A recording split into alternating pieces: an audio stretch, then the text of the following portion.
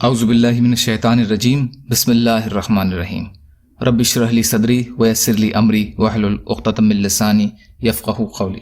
منتخبہ حدیث اللہ تعالیٰ کے ذکر کے فضائل۔ اللہ تعالیٰ کا ارشاد ہے وَهُوَ مَعَكُمْ أَيْنَمَا كُنْتُمْ، اور اللہ تعالیٰ تمہارے ساتھ ہے جہاں کہیں تم ہو۔ سورہ حدید آیت نمبر 4۔ اللہ تعالیٰ فرماتے ہیں اور جو اللہ کی یاد سے غافل ہوتا ہے تو ہم اس پر ایک شیطان مسلط کر دیتے ہیں، پھر وہ ہر وقت اس کے ساتھ رہتا ہے۔ سورہ زخرف آیت نمبر 36۔ اللہ تعالیٰ کا ارشاد ہے اگر یونس علیہ السلام مچھلی کے پیٹ میں بھی اور مچھلی کے پیٹ میں جانے سے پہلے بھی اللہ تعالیٰ کی کثرت سے تسبیح کرنے والے نہ ہوتے تو قیامت تک مچھلی کے پیٹ سے نکلنا نصیب نہیں ہوتا، یعنی مچھلی کی غذا بن جاتے۔ مچھلی کے پیٹ میں حضرت یونس علیہ السلام کی تسبیح لا الہ الا انت سبحانک انی کنت من الظالمین تھی۔ سورہ صافات آیت نمبر 143 اور 144۔ اللہ تعالیٰ کا ارشاد ہے تو اللہ تعالیٰ کی تسبیح ہر وقت کیا کرو، خصوصاً شام کے وقت اور صبح کے وقت۔ سورہ روم آیت نمبر 17۔ اللہ تعالیٰ فرماتے ہیں ایمان والوں اللہ تعالیٰ کو بہت یاد کیا کرو اور صبح شام اس کی تسبیح بیان کیا کرو۔ سورہ احزاب آیت نمبر 41 سے 42۔ اللہ فرماتے ہیں بے شک اللہ تعالیٰ اور اس کے فرشتے نبی پر رحمت بھیجتے ہیں، ایمان والو تم بھی ان پر درود بھیجا کرو اور خوب سلام بھیجا کرو۔ سورہ احزاب آیت نمبر 56۔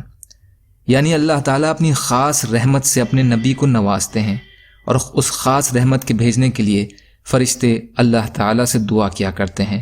لہٰذا مسلمانوں تم بھی رسول اللہ صلی اللہ علیہ وسلم کے لیے اس خاص رحمت کے نازل ہونے کی دعا کیا کرو اور آپ پر کثرت سے سلام بھیجا کرو۔ سورہ احزاب۔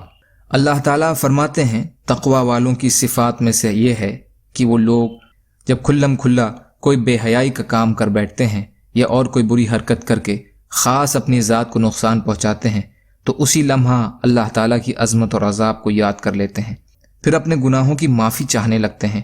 اور بات بھی یہ ہے کہ سوائے اللہ تعالیٰ کے کون گناہوں کو معاف کر سکتا ہے، اور برے کام پر وہ اڑتے نہیں اور وہ یقین رکھتے ہیں کہ توبہ سے گناہ معاف ہو جاتے ہیں۔ یہی وہ لوگ ہیں جن کا بدلہ ان کے رب کی جانب سے بخشش اور ایسے باغ ہیں جن کے نیچے نہریں بہہ رہی ہیں۔ یہ لوگ ان باغوں میں ہمیشہ رہیں گے، اور کام کرنے والوں کی کیسی اچھی مزدوری ہے۔ سورہ آل عمران 135 سے 136۔ اللہ تعالیٰ فرماتے ہیں اور اللہ تعالیٰ کی یہ شان ہی نہیں کہ جو لوگ استغفار کرنے والے ہوں اور پھر وہ ان کو عذاب دے۔ سورہ انفال 33۔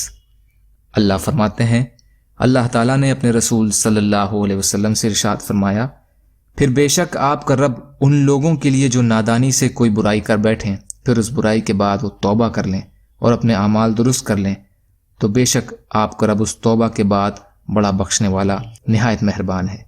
سورہ نحل آیت 119۔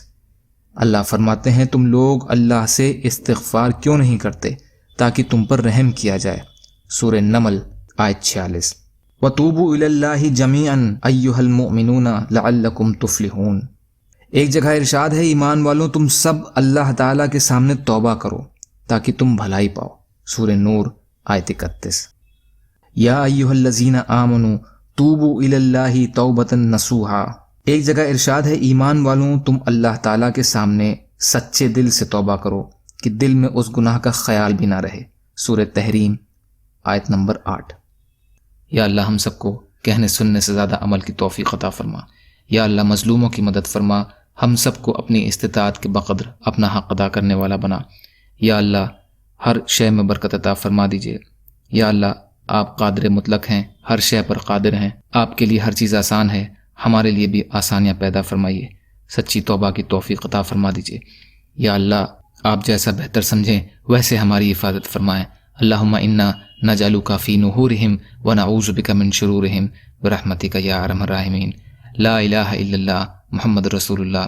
السلام علیکم۔